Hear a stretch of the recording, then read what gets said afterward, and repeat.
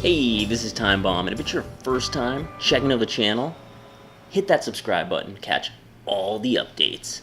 Thanks for checking out this video. This is my 4-6 speed defensive tutorial breakdown video. This is a really cool defense. I'm sure a lot of people have been using it this year, and I think it's one of the most popular defenses, and I just wanted to break down, give you my spin on it and what I'm doing exactly when I use it. So the 4-6, it is right here I'm using the Vikings playbook. You can also use, I think, the Bengals, the Ravens, or the 4-6 playbook itself, which all have the speed package in it.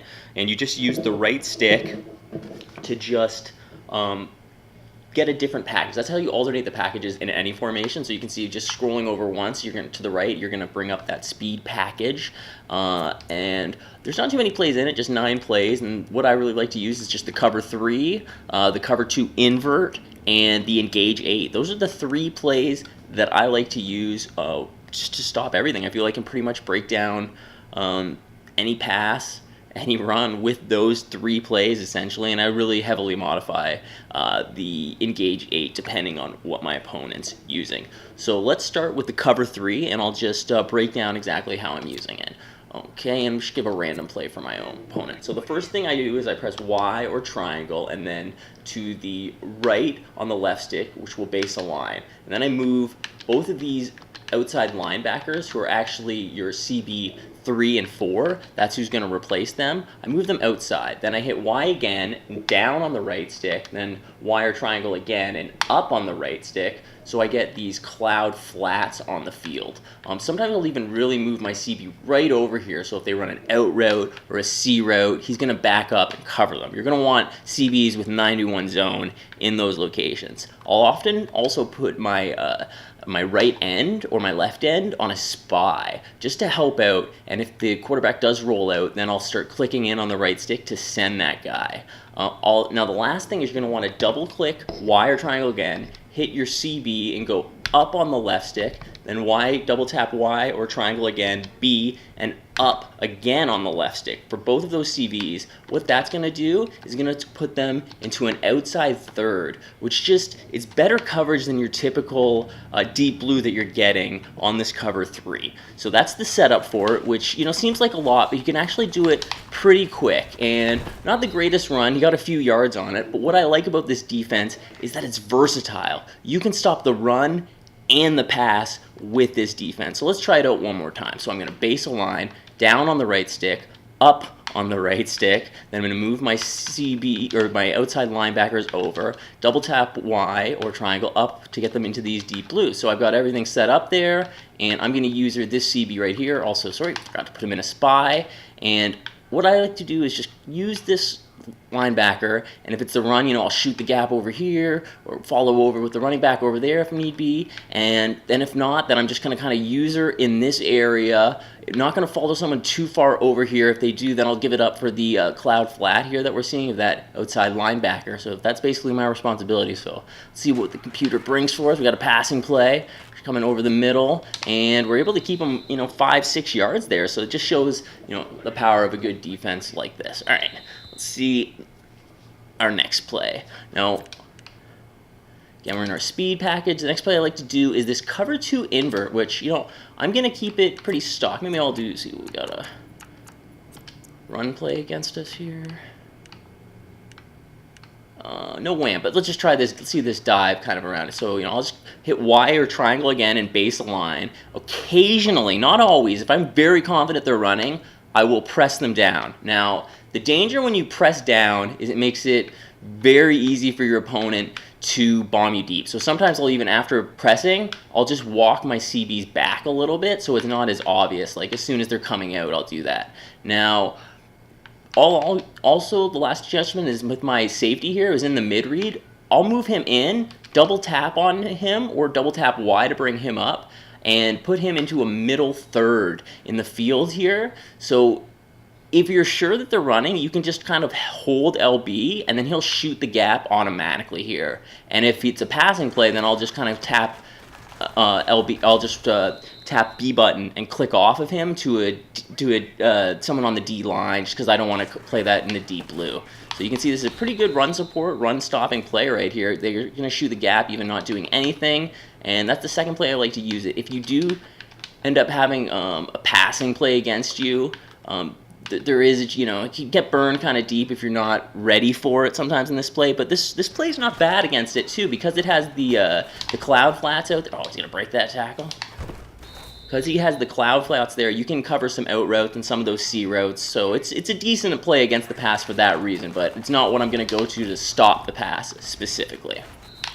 Alright, so the last play that I want to look at that I use in this 4-6 speed package for the Vikings book is the Engage 8, which you're probably like, really? The Engage 8? That's what you're using? Well, yes, but the way that I like to adjust it, I'm going to go with a random play. There's two ways. I like to do it to get pressure on the QB. So that's the first, it's a good, like, kind of constraint play. It's a play to alternate with to try to get some pressure. So what I do is I hit Y or triangle and base align. Then I'll put my outside linebacker, I'll double tap Y and put A onto a hard flat, and then I'll double tap RB and put X onto a hard flat. Then I'll go Y and press down on the right stick, then Y or triangle, press up on the right stick, and then I'm gonna double tap A, my user here, so I'm gonna have the middle of the field, double tap LB and put my my lineman into a spy. So we have this look right here where I'm going to get a ton of pressure,